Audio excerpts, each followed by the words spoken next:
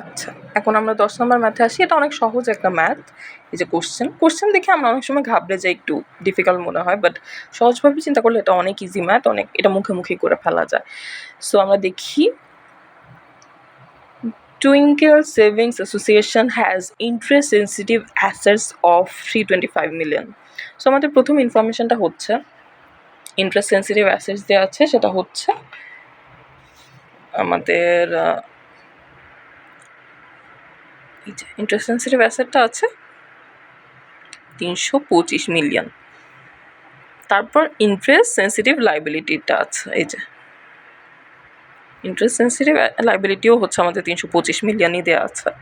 And total assets, তারপর ইনফরমেশনটা হচ্ছে টোটাল অ্যাসেটস, সেটা হচ্ছে 500 মিলিয়ন।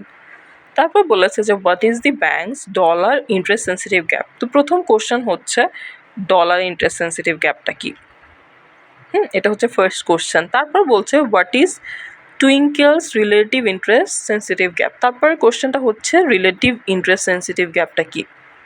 তারপরে কোশ্চেনটা কি, what is the value of its interest sensitivity ratio. তারপর জানতে চাচ্ছে ইন্টারেস্ট সেন্সিটিভিটি রেশিওটা কি, বা ইন্টারেস্ট সেন্সিটিভ রেশিওর ভ্যালিউটা কি।